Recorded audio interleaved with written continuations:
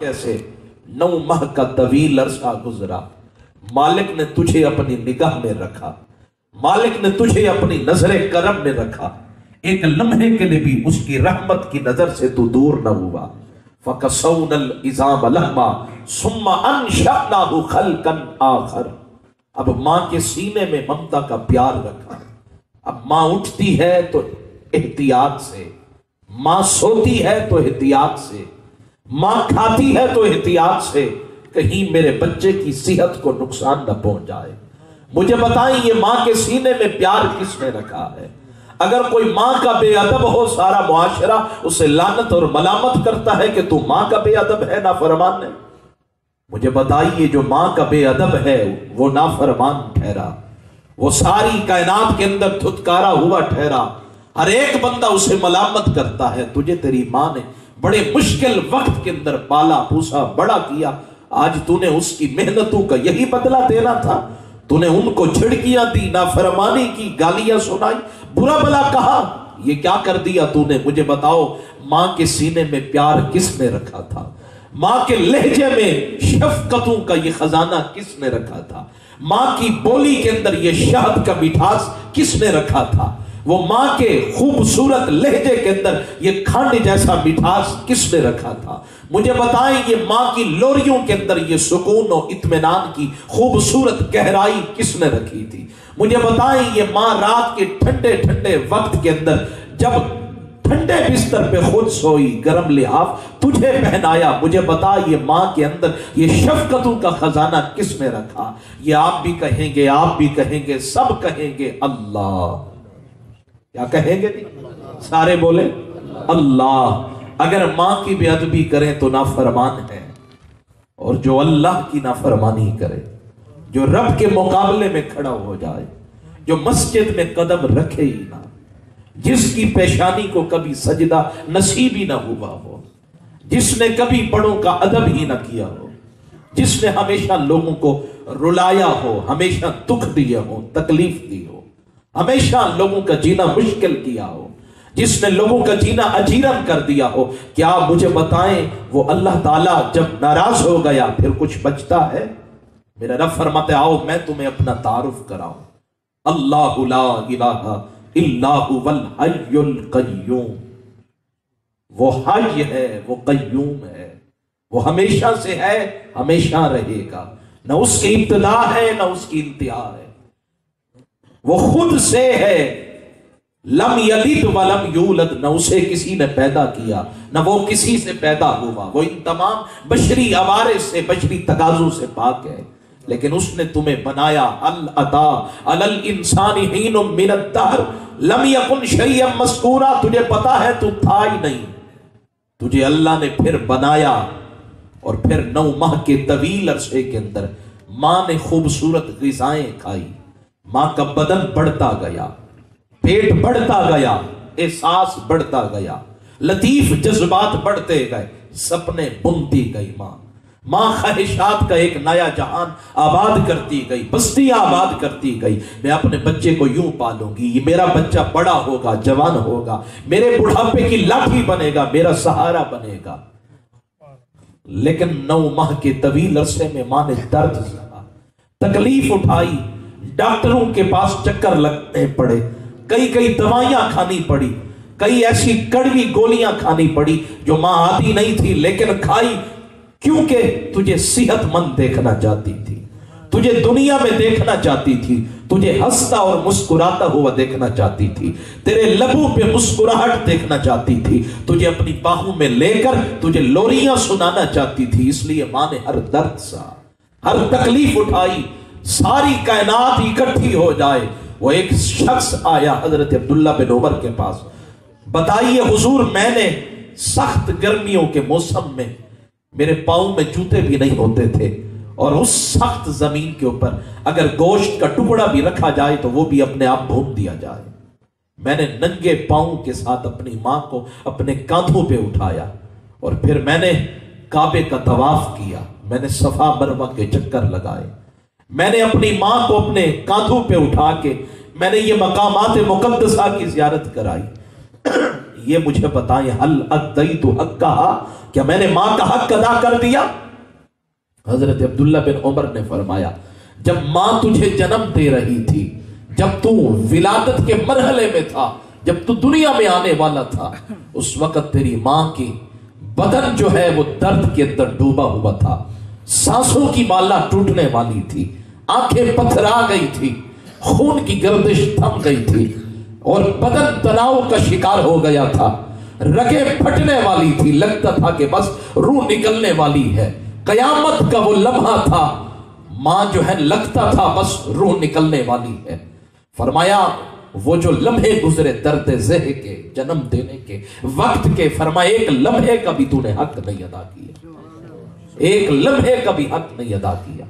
اور کہاں میں ماں کو ادب کے ساتھ پیش آتا، ماں کی فرما برداری کرتا، اور کہاں میں ماں کو گالیاں دے رہا ہوں، کہاں میں ماں کو برا بھلا کہہ رہا ہوں۔ یہ میرے مصطفیٰ کے زمانے کی داستان اور کہانی آپ کو سناتا ہوں۔ ابن کثیر نے لکھا البدایہ کے اندر، کہتے ہیں وہ ایک بوڑھی اماں نے مکہ سے مدینہ کی طرف ہجرت کی، اور ہجرت کر کے پھر حضور کی بارگاہ رحمت میں حاضر ہوئی، مجلس رحمت میں حاضر ہوئی۔ اس کا ایک ہی جوان بیٹا تھا، وَمَعَهَا ابْنٌ لَهَا، اور اس کے ساتھ اس کا بیٹا تھا، قَدْ بَلَغَ بِهَا، اور وہ جوان بھی تھا، وہ بڑا بھی تھا۔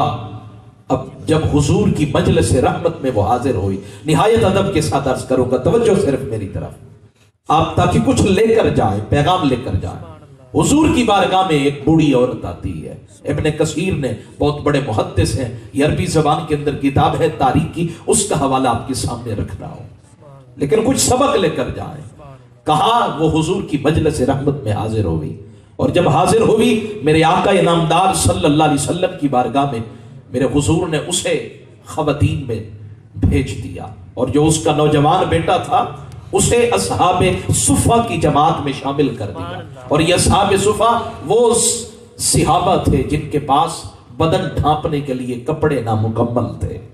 حضور کے روضہ کے ساتھ ایک چبوترا ہے، وہ چبوترا اصحاب صفہ کی یاد میں ابھی تک ویسے ہی ہے جہاں وہ بیٹھ کر مصطفیٰ کا دیدار کیا کرتے، حضور کی پیاری پیاری میٹھی میٹھی دلکش دل آویز باتیں سنا کرتے، حضور کی میٹھے خوبصورت لبوں سے نکلنے والے سونے لہجے کی باتیں سن کر اپنے سینے میں نقش اور محفوظ کیا کرتے۔ وہ اصحاب صفا کا چبوترا ہے، ان کے پاس کھانے کے لیے کچھ نہیں ہوتا تھا، وہ بدن کو ڈھانپنے کے لیے ایک ایک چادر ہوتی، پاؤں چھپاتے تو کاندھے ظاہر ہو جاتے، کاندھے چھپاتے تو پاؤں ظاہر ہو جاتے، اتنا نامکمل لباس تھا، لیکن پھر بھی دھن سوار تھی، بس حضور تیرے در پر رہنا ہے، حضور آپ کے نگر میں رہنا ہے، آپ کے شہر میں رہنا ہے، آپ کے در اقدس پہ رہنا ہے۔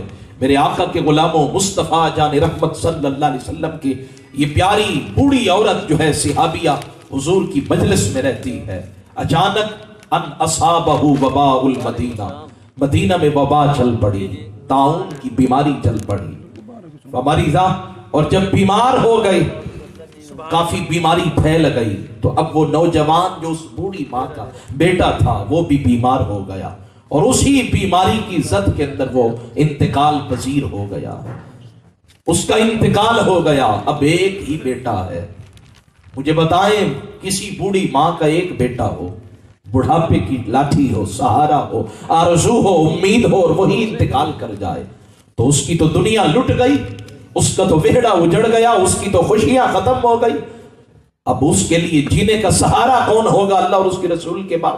میرے حضور نے فرمایا یا انس لبیک یا رسول اللہ، میرے حضور نے فرمایا جاؤ، جا کر بوڑھی اماں کو پہلے تسلی کے بول بولنا، پہلے اسے دلاسا دینا، پہلے ہمدردی کے میٹھے بول بولنا، اور جب دیکھنا کہ اب ہمت ہے، حوصلہ ہے، تو پھر یہ جان کا خبر سنانا، یہ درد و علم کی داستان سنانا۔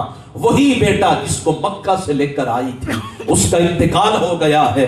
وہ گئے، حضرت انس فرماتے میں گیا اور میں نے جا کر بوڑھی اماں سے سلام کیا، گفتگو کی، اور جب میں نے دیکھا مجھے لگا کہ اب یہ ماں درد سہ سکتی ہے، برداشت کر سکتی ہے، تو فرماتے ہیں میں نے پھر بتایا کہ تیرا بیٹا وہ جو تھا نا، جوان بیٹا، وہ کڑیل جوان، وہ 24 سال کا، وہ 20 سال کا، जवान बेटा उसे मदीना की वबा ने निगल लिया है, वो इंतकाल कर गया है।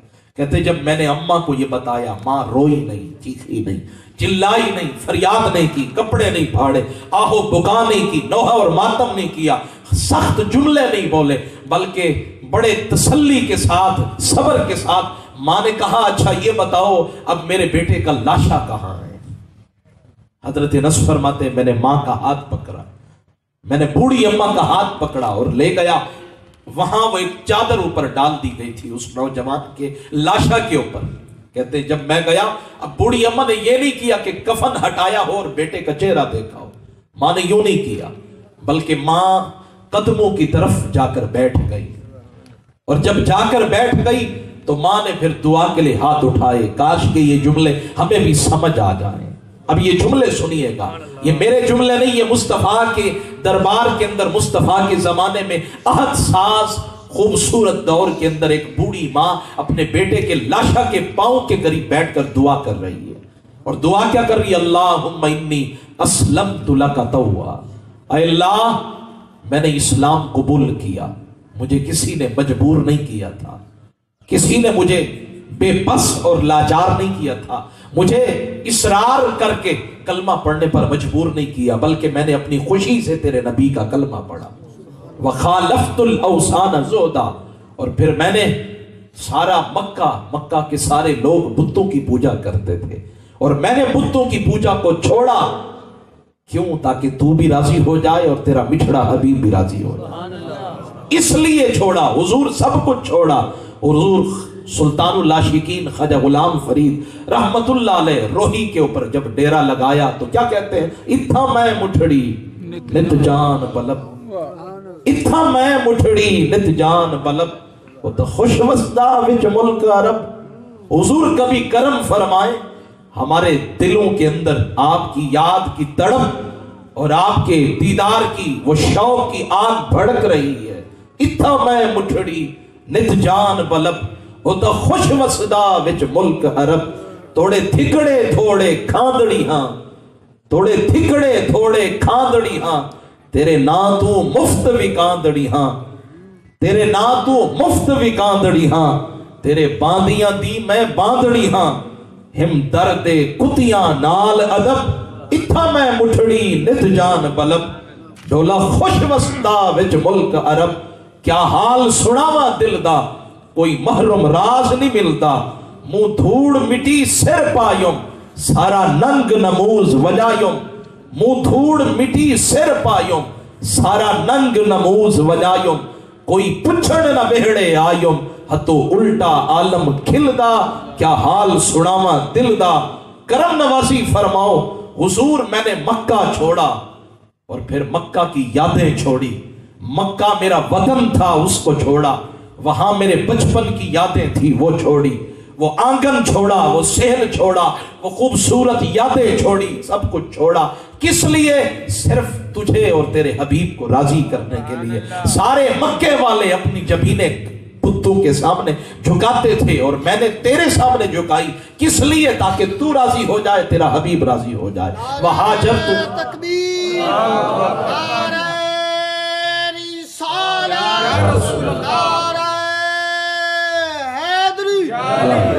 वहाजर तू इलई का रग़बतन, और फिर मैंने मक्का छोड़ा, मदीना आई, किस लिए? सिर्फ तेरी रजा के लिए।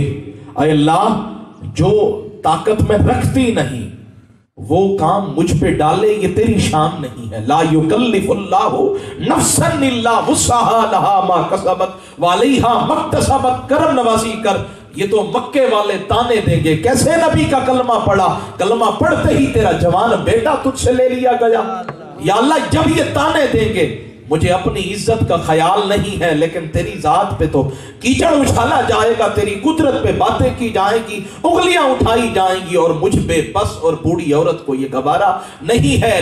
करम नवाजी कर, मैं ताकत नहीं रखती, यही तो मेरा सहारा था, यही तो मेरी उम्मीद थी, यही तो मेरा सहारा था, सब कुछ असासा मेरा यही बेटा था। आज अगर ये भी ले लिया तो फिर किसके सहारे पे जियोगी? हजरत अनस फरमाते फवल्लाही, अल्लाह की कसम, सुनिए सुनिएगा, अगर दुआ करने का सलीका आता हो तो रब जरूर अता करता है।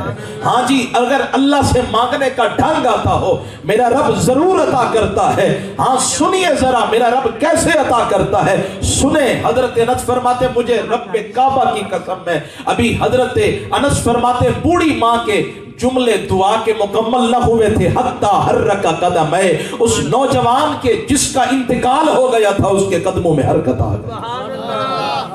नहीं समझे मेरी बात?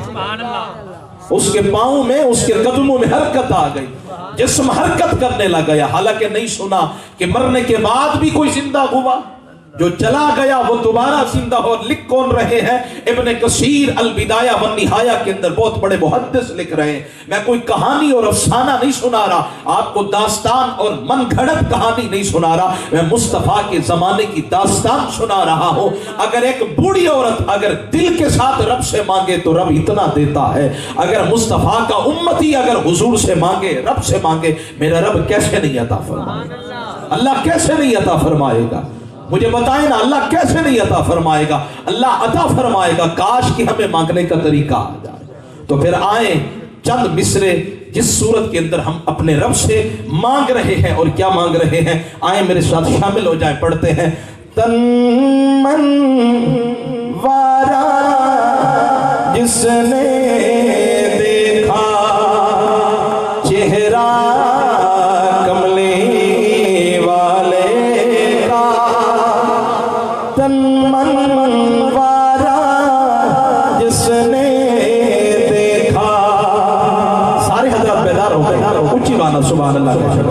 तन मन वारा जिसने देखा चेहरा कमले वाले का, ऐ मौला एक बार दिखा दे जलवा कमले वाले का।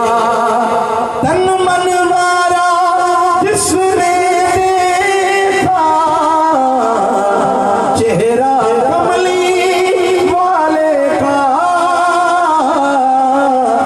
ऐ मौला एक बार दिखा दे जलवा कमले वाले का।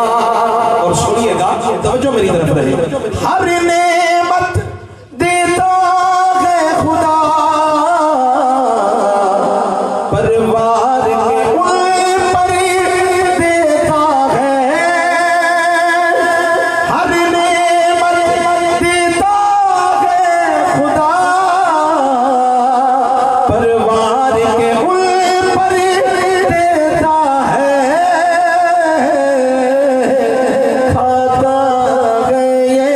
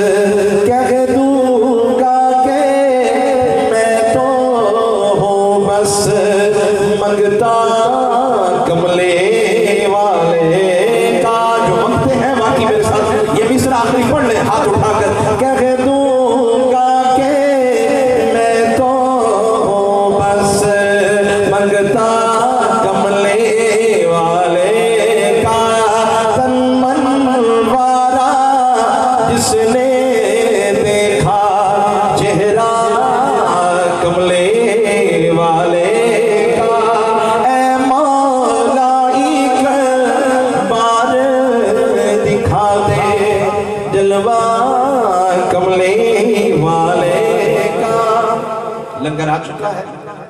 آخری بات اور اس کے بعد انشاءاللہ ختم شریف پڑھیں گے. آپ حضرات توجہ کے ساتھ سماعت فرما رہے ہیں. ایک ماں نے دعا کی حضور کے زمانے میں، تو پھر وہ بچہ جو انتقال کر چکا تھا اس نے کفن ہٹایا اور اٹھ کر بیٹھ گیا. ماں کی دعا سے.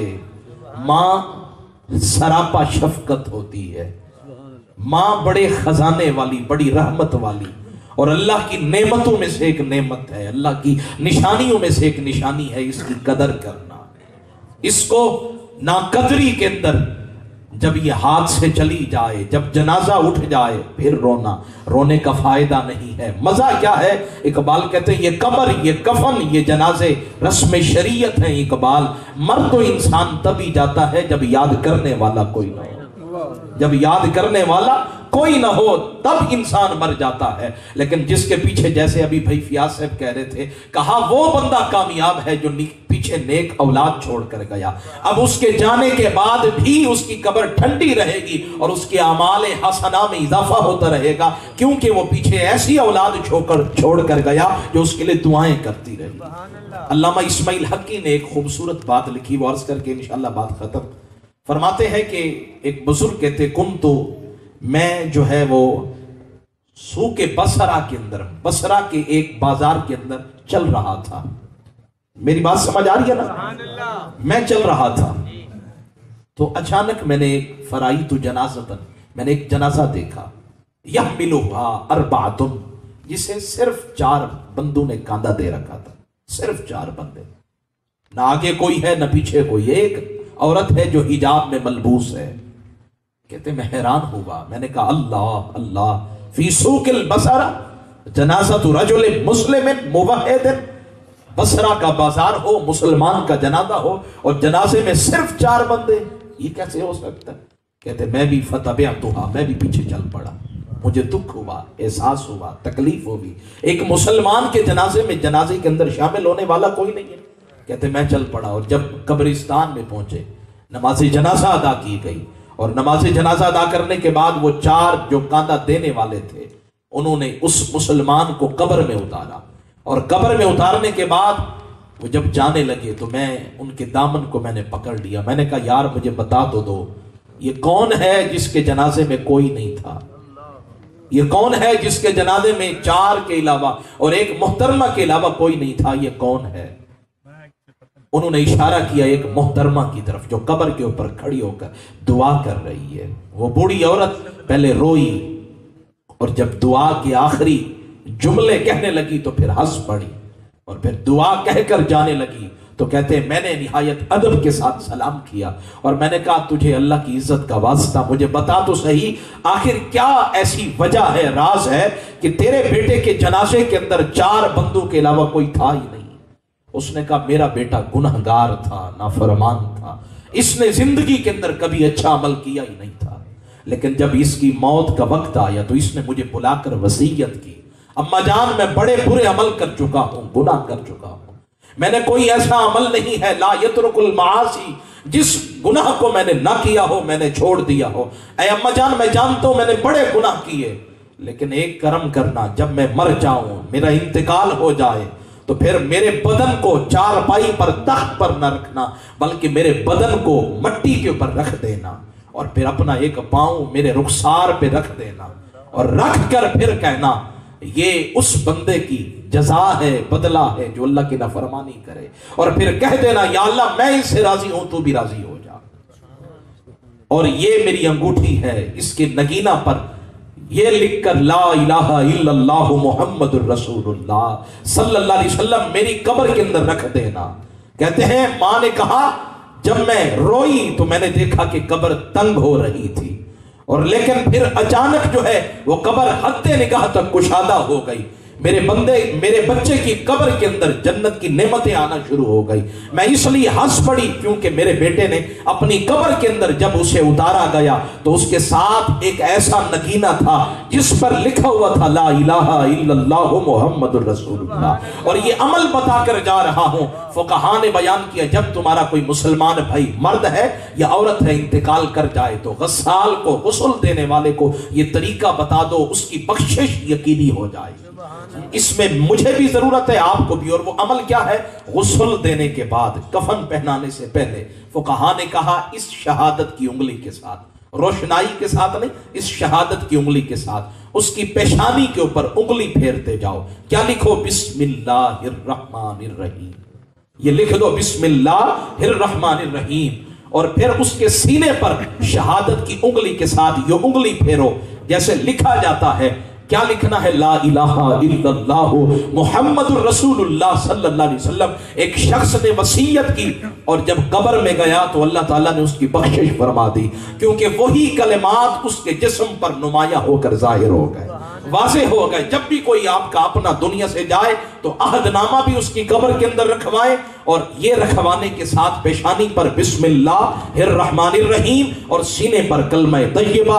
یہ انگلی کے ساتھ غسال کو کہیں کہ غسل دینے کے بعد کفن پہنانے سے پہلے یہ عمل کر لیں. رب کی بارگاہ میں امید ہے کہ میرا رب کرم بھی فرمائے گا، بخشش بھی فرما دے گا. اور اگر آپ بیدار بیٹھیں تو آخر میں 4 سے 5 آیات قرآن کی سنا کر پھر جو ختم پڑھا جائے گا، جو بھی ہوگا، آپ حضرات اگر بیدار بیٹھیں تو سبحان اللہ کہہ دیں.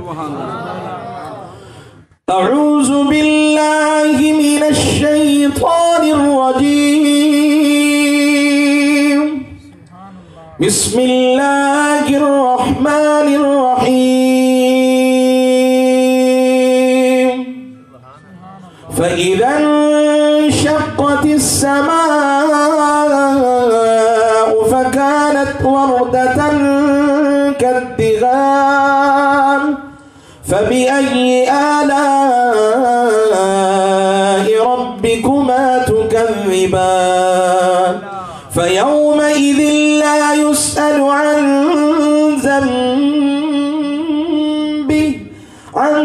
ذَنبِهِ إِنسٌ وَلَا جَانٌّ فَبِأَيِّ آلَاءِ رَبِّكُمَا تُكَذِّبَانِ يُعْرَفُ الْمُجْرِمُونَ بِسِيمَاهُمْ فَيُؤْخَذُ بِالنَّوَاصِي وَالْأَقْدَامِ فَبِأَيِّ آلَاءِ رَبِّكُمَا تُكَذِّبَانِ هَذِهِ جَهَنَّمُ الَّتِي يُكَذِّبُ بِهَا الْمُجْرِمُونَ يَطُوفُونَ بَيْنَهَا وَبَيْنَ حَمِيمٍ آنٍ فَبِأَيِّ آلَاءِ رَبِّكُمَا تُكَذِّبَانِ وَلِمَنْ خَافَ مَقَامَ رَبِّهِ جَنَّتَانِ فَبِأَيِّ آلَاءِ رَبِّكُمَا تُكَذِّبَانِ. اللہ تعالیٰ میری حاضری قبول فرمائے اور یہ میرے ٹوٹے پھوٹے جملے اللہ اپنی بارگاہ میں قبول اور منظور فرمائے، حضور کا پکا سچا نوکر اور غلام بنائے، اور جتنے احباب دور و نزدیک سے چل کر آئے اللہ تعالیٰ سب کا آنا اپنی بارگاہ میں قبول فرمائے، اور ہم سب کو جو باتیں سنی ہیں ان پر عمل کرنے کی توفیق عطا فرمائے. جن کے والد والدہ دنیا سے چلے گئے اللہ تعالیٰ ان کی قبروں کے اوپر رحمتوں کا نزول فرمائے، اور ان بچوں کو، اولاد کو اپنے والدین کے لیے دعائیں کرتے رہنے کی توفیق عطا فرمائے، اور جن کے والدین ابھی زندہ ہیں ان کی خدمت بجا لانے کی، ان کی قدر کرنے کی اللہ توفیق عطا فرمائے. آمین ثم آمین. وما علیہ الا البلاغ.